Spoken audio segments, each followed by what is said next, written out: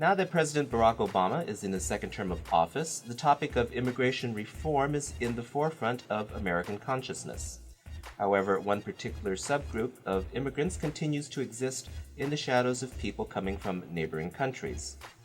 Same-sex binational couples find themselves turned away at customs, separated from their families, or forced into early retirement while they're unable to obtain sponsorship for immigration simply because the United States does not recognize their same-sex marriage.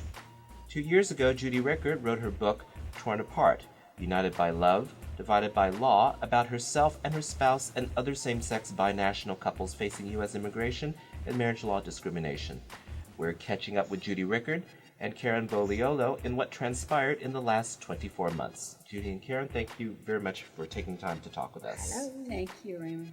Now, the last time you spoke with us, Judy, you were single, but now... we were separated by DOMA. I mean, we were together, but Karin had to be out of the country.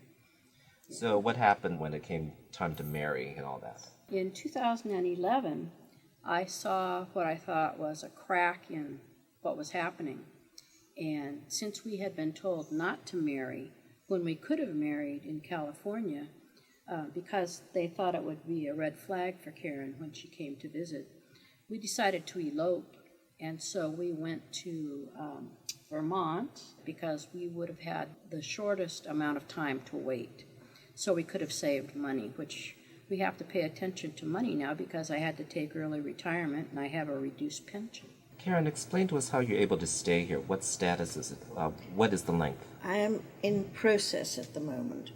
I used to have a B1, B2 visa which allowed me to stay here for 6 months at a time, if they let me in. And if they gave me the 6 months, which in the first couple of years they did and was no problem. But now, 2 years ago, or was it after we got married, that Levy asked for, that we applied for the green card. It was after we got married. After we got married. And so I am in what they call process. And while I'm in process, I am able to be here legally. Tell us, how do you respond to uneducated, flippant solutions from people when they'll say something like, oh, she could marry a guy in a marriage of convenience and then come over here legally? Well, when we first started realizing we had a problem, we actually got a lot of that. You know, that I could marry an American man. And, I've always just said, I don't want to do anything illegal. I don't want to do anything immoral. And it would have been immoral for me to do that kind of thing. And I wanted to marry Judy.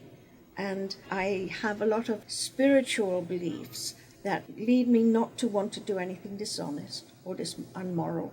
Explain to us how your story and the book has changed the minds and hearts of people. If what I'm doing makes somebody feel a little more safe, then I really think I've done it. I mean, we get emails from people that say they've seen the website, they've seen the book, they've heard from other people, and they don't feel as scared. I mean, that's huge. That's huge. People send me their stories, they send pictures, they thank us. Yeah.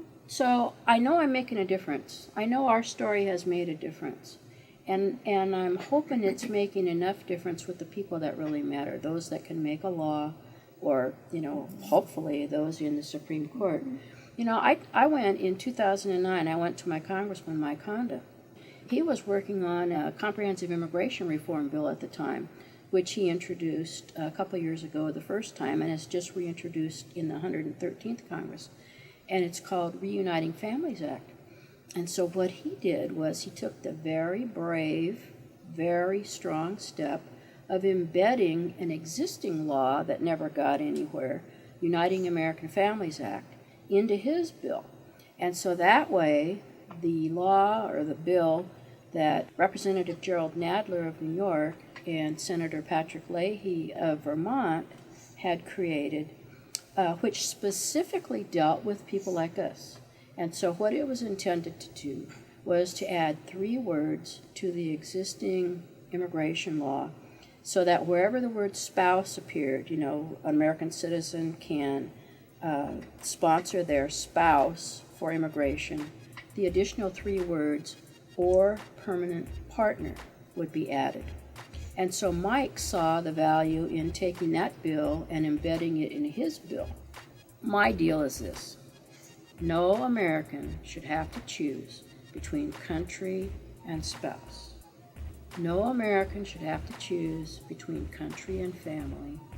No American should have to choose between country and career or spouse and career. And yet I've had to do all those. And I don't think that's right. I must be pretty special then. The book is Torn Apart, United by Love, Divided by Law, and it is available through Finhorn Press. You can read excerpts from Judy's book at tornapart.finhornpress.com. Judy and Karin, best wishes to both of you, and thanks again for coming down. Thank you, Raymond. And that does it for the February 2016 edition of Outlook Video.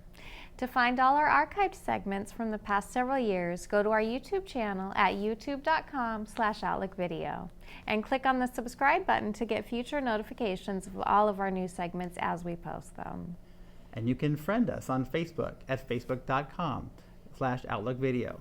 Outlook Video is made possible by support from viewers like you and talented volunteers behind the camera. We close with some footage from last year's Silicon Valley Pride featuring Steve Grand in word and song. From all of us here on Outlook Video, thank you for watching, and we'll see you soon.